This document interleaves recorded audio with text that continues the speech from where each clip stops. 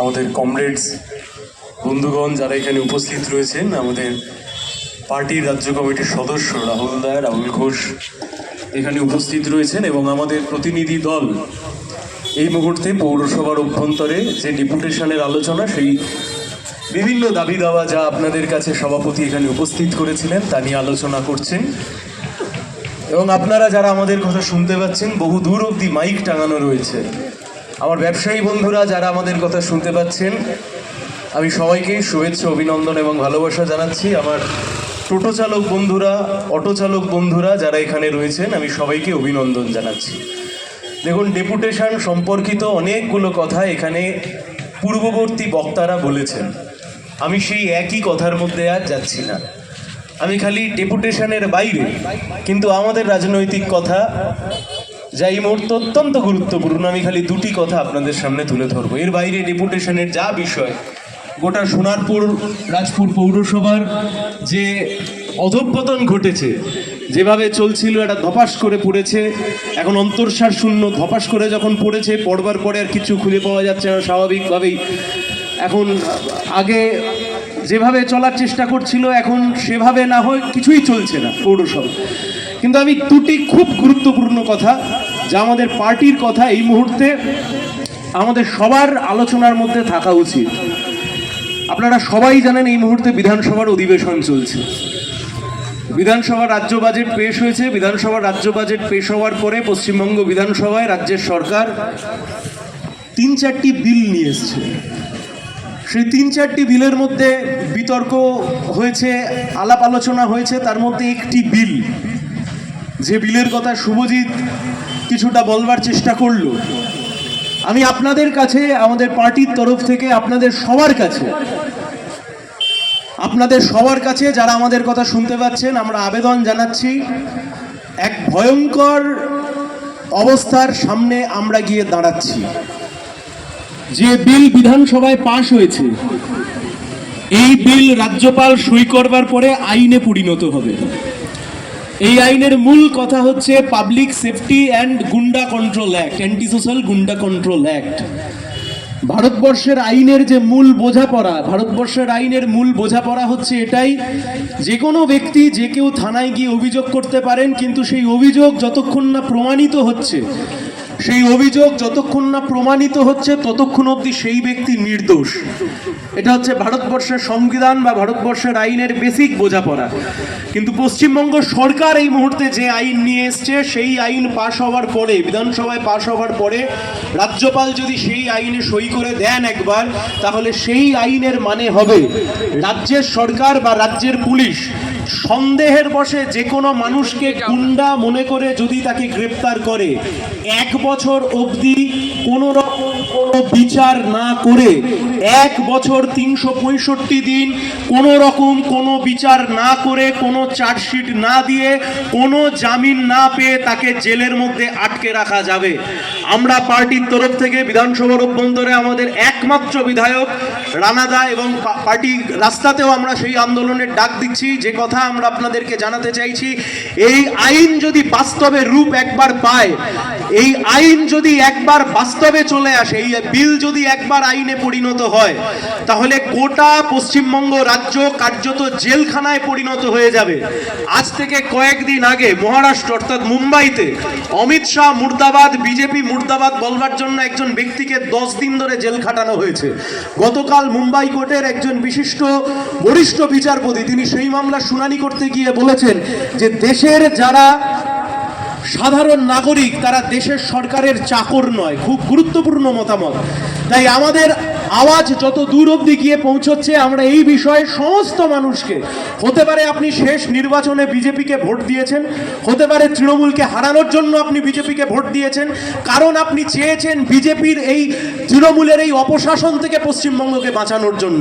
কিন্তু এই আইন যদি একবার সরকারের হাতে চলে আসে, গোটা পশ্চিমবঙ্গে বিরোধী দল বলে কিছু থাকবে না। কোনো মানুষ, কোনো সাধারণ মানুষ, কোনো পরিবেশবিদ, আরটিআই অ্যাক্টিভিস্ট, কোনো সাহিত্যিক, কোনো কবি, কোনো বুদ্ধিজীবী, যে কেউ সরকারের বিরুদ্ধে যদি কথা বলে তাকে ওই আইনে গ্রেপ্তার করলে 1 বছর অবধি বিনা ট্রায়ালে তাকে জেলের মধ্যে পুড়ে রাখা যাবে। আমার কথা যদি কোনো বিজেপির কর্মী সমর্থকের কানে অবধি গিয়ে পৌঁছায়, আপনাদেরকেও বলছি, আপনারা ভোটের সময় যারা বিজেপি করেছেন এক রকমের বিজেপি, কিন্তু ভোটের রেজাল্ট বেরোনোর পর থেকে আবার একটা তৃণমূলের বড় অংশ, প্রায় গোটা তৃণমূলই এখন বিজেপি হয়ে গেছে। ওই ভালো তৃণমূল, এনসিপিআই তৃণমূল করে সবটাই বিজেপি। ফলে এই যে এই যে পৌরসভার ভোট আসবে, মারপিট হবে, টিকিট কে পাবে, টিকিট কে পাবেন না, এই তৃণমূলের আমলে এই দৃশ্য আমরা দেখেছি। মাথায় রাখবেন, আপনাদের সরকার, বিজেপির সরকার হয়তো ক্ষমতায় আছে, কিন্তু এই কর্পোরেশনের টিকিট নিয়েও যদি মারপিট হয়, যার হাতে ক্ষমতা আছে, শুধু আপনাকে টিকিট না দেওয়ার জন্য আপনাকেও যদি এই আইনে একবার গ্রেফতার করিয়ে দেয়, সোনারপুর থানা বা নরেন্দ্রপুর থানা 1 বছরের জন্য বিনা ট্রায়ালে আপনাকে জেলের মধ্যে থাকতে হবে। এই বিষয়তে সচেতনভাবে এই আন্দোলন আমাদেরকে গড়ে তুলতে হবে। 2 নম্বর কথা, খুব গুরুত্বপূর্ণ বিষয়, আমাদের কমরেডরা এখানে বক্তৃতা রাখবার সময় বলছিলেন যে পথশ্রী প্রকল্পের কাজ শেষ করতে হবে। রাজ্যে বিধানসভা নির্বাচনের পরের যে নতুন বিধানসভা বসেছে, সেই বিধানসভায় বাজেট অধিবেশন হয়েছে। সেই বাজেট অধিবেশনে রাজ্যের নতুন অর্থমন্ত্রী স্বপন দাশগুপ্ত তিনি এক বিশাল বড় বাজেট পেশ করেছেন এবং সবাই তা নিয়ে খুব প্রশংসা করেছেন যে প্রথম অর্থমন্ত্রী এত বড় একটা বাজেট পেশ করেছেন। কিন্তু আমাদের কথা, এই যে আগে যা বাজেট হয়েছে, আগে যে বাজেটের জন্য ওয়ার্ক অর্ডার ইস্যু হয়েছে, আগে যে বাজেটের জন্য টেন্ডার হয়ে গেছে, যে কাজ হাফডান হয়ে পড়ে আছে, সেই কাজের কি হবে?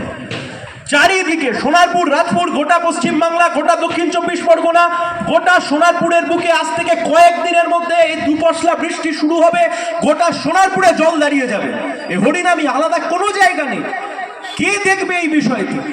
তৃণমূলের নতুন বিধায়ক হয়েছেন, তৃণমূলের বিজেপির নতুন বিধায়ক হয়েছেন। বিজেপির নতুন বিধায়ক আমি দেখলাম কিছুদিন আগে তিনি এখান থেকে মিটিং করে বেরিয়েছেন পৌরসভা থেকে। এখন মিটিং করে বেরোনোর পরে বিজেপির বিধায়ক সামনে থেকে দাঁড়িয়ে প্রেস কনফারেন্স করছেন, বাইট দিচ্ছেন, বলছেন আগামী পৌরসভা ভোটে বিজেপি খুব ভালো ফলাফল করবে। দেখলাম তৃণমূলের পৌর প্রতিনিধি, পৌর পিতা, পৌর মাতা, সব যা রয়েছে সবাই দেখলাম ঘাড় নাচ্ছে ঘটঘট করে।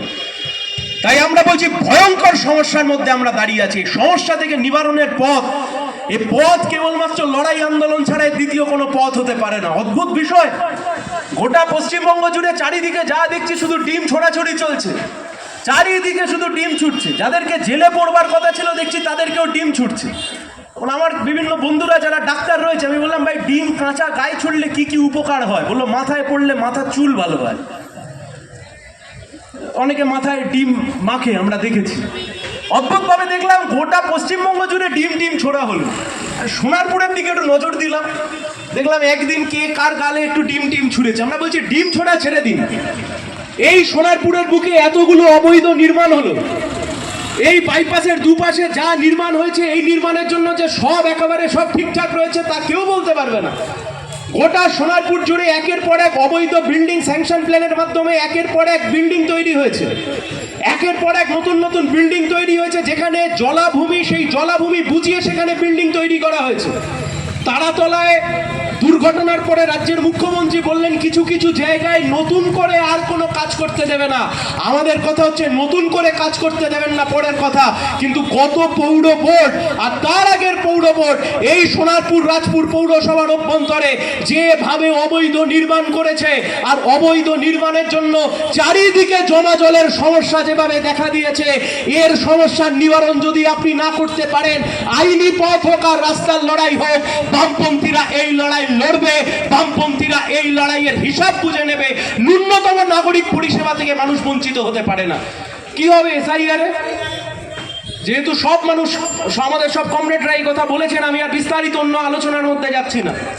27 লক্ষ মানুষের নাম বাদ পড়ে রয়েছে এসআইআরে। আপনারা যারা ভোট দিয়েছেন বিধানসভা ভোটে, আপনারা হয়তো অনেকে ভাবছেন ও ভাই যে গেল সে গেল। আমরা বলছি ভুল ভাবছেন, খোঁজ নিন। বিধানসভা ভোটে ভোট দিয়েছে সেই ভোটারকেও নির্বাচন কমিশন সুমোটো স্বতঃপ্রণোদিতভাবে নোটিশ পাঠিয়ে আবার তাকে নতুন করে হিয়ারিং এর মাধ্যমে তুলে আনা হচ্ছে। 27 লক্ষ মানুষের নাম বাদ রয়েছে এখন অবধি, 27 লক্ষ মানুষ। শুধু যে সবটা হিন্দু মুসলমানের নিরিখে দেখলে শুধু যে সবাই মুসলমান তা নয়, গরিব খেটে খাওয়া হিন্দু মানুষ, গরিব খেটে খাওয়া পিছিয়ে পড়া হিন্দু মানুষ, গরিব মুসলমান, তাদেরকে ভোটারের বাইরে বার করে দিয়েছেন। কি হবে সেই মানুষের? তারা চারিদিকে খুঁজছেন একটা কাগজের জন্য, সাকসেশন সার্টিফিকেটের জন্য ঘুরে বেড়াচ্ছে। কিছুদিন আগে হাইকোর্টে একজন ভদ্রলোক মামলা করতে আসছিলেন। আমি বললাম, দাদা একটা সাকসেশন সার্টিফিকেট নিয়ে আসুন যে আপনার বাবা মার ছেলে আপনি। বললো, কার থেকে নিয়ে আসবো? কাউন্সিলর তো এলাকা থেকে নিরুদ্দেশ হয়ে বসে আছে, কাউন্সিলর এলাকায় ঢুকছে না। তাই আমরা বলছি, সিপিআইএম এর তরফ থেকে, কমিউনিস্ট পার্টি প্রতিজ্ঞা ছিল, এসআইআর যেদিনকে শুরু হয়েছিল আমরা সেদিনকে বলেছিলাম যে এসআইআর মানে আসলে মানুষের সাংবিধানিক অধিকার। সেই সাংবিধানিক অধিকারকে চ্যালেঞ্জ করেছে বিজেপির সরকার। আমরা সেদিন যখন বলেছিলাম, আজকেও আমরা একই কথা বলছি। মুখ্যমন্ত্রী ছিলেন মমতা বন্দ্যোপাধ্যায়, সুপ্রিম কোর্টে গেছিলেন কালো একটা শাল জড়িয়ে, বিশাল বড় বড় খবর হয়েছিল, রাস্তায় নেমে 2-4টে মিছিল করেছিলেন। উনি আজকে আর ওনার দল ক্ষমতায় নেই, ওনার দলও নাকি দুটো ভাগে ভাগ হয়ে গেছে। কে কত বেশি বিজেপির কাছাকাছি যাবে তা নিয়ে আলোচনা হচ্ছে। আর অন্যদিকে আমরা কমিউনিস্ট পার্টি, লাল ঝান্ডার দল, আমরা রাস্তায় রয়েছি।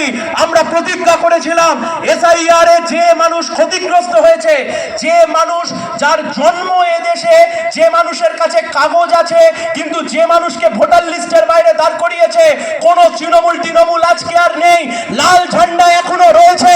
ওই মানুষের পাশে দাঁড়িয়ে ওই মানুষের নাম ভোটার লিস্টে তুলতে হবে।